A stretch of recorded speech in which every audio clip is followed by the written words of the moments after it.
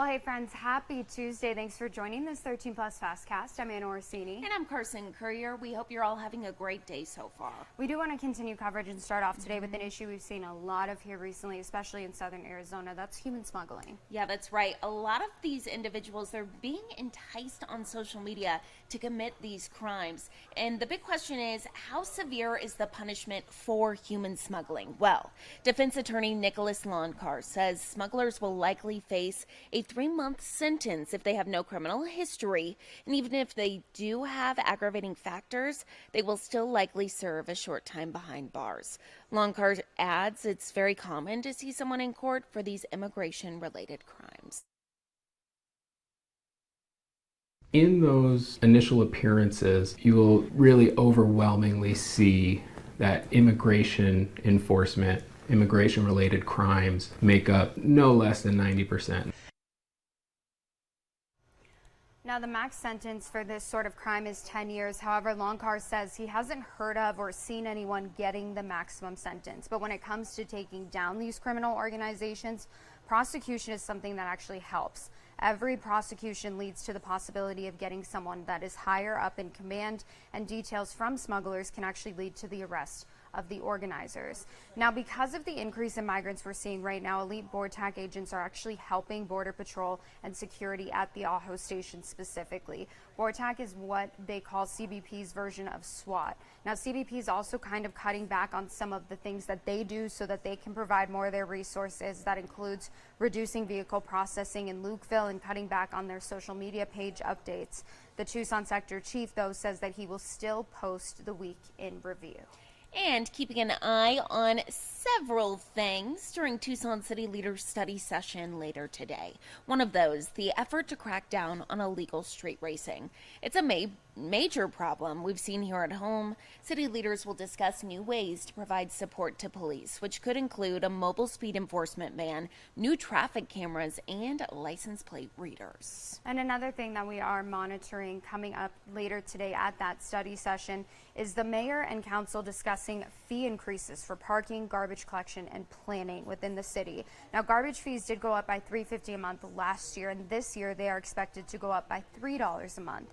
Even with those increases, the city estimates it will lose $22 million on garbage collection in a year. So when it comes to things like parking, the city says that it hasn't raised fees in 10 years. Downtown parking fell dramatically during the pandemic, and it's something that actually has not come back since the pandemic.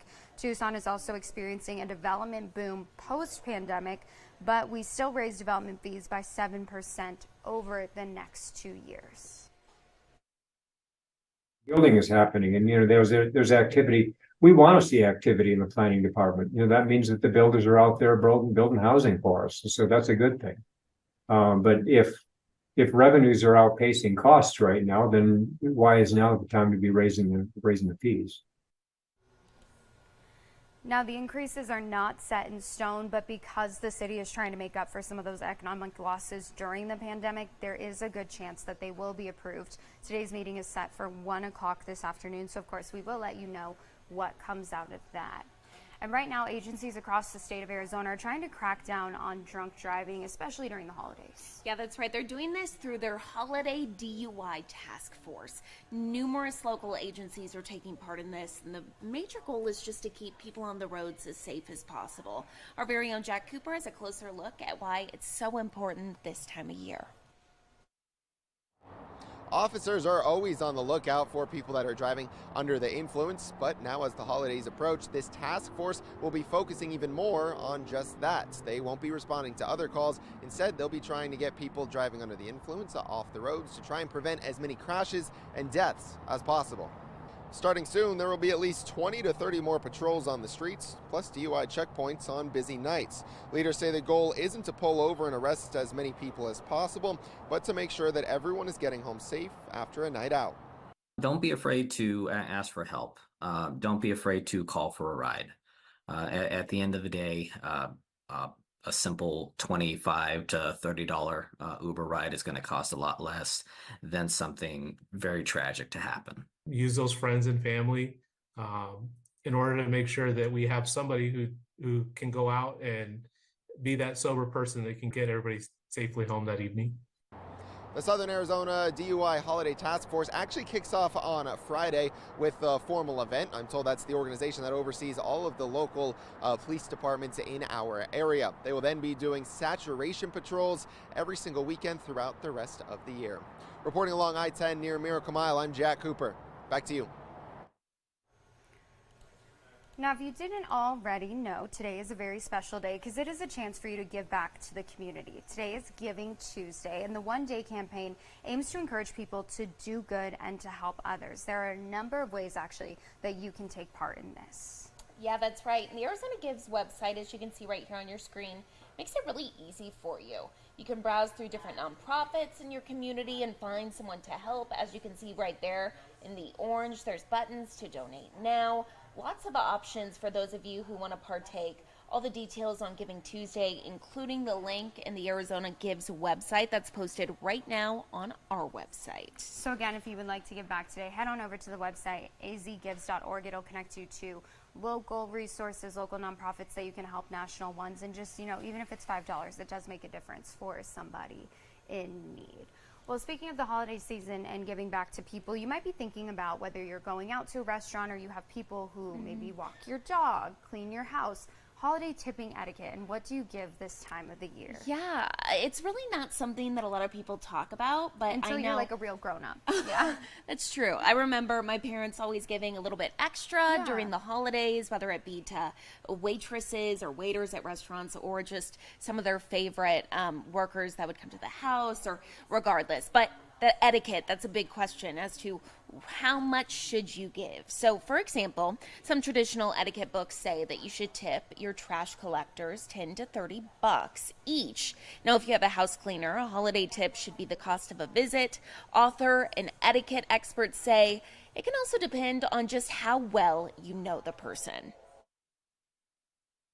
For example, if you have a dog walker, or you have a babysitter who comes to your home regularly, or you have a pool maintenance person or a lawn maintenance person, these are people you see weekly almost. And so I think those people should be put at the top of the list.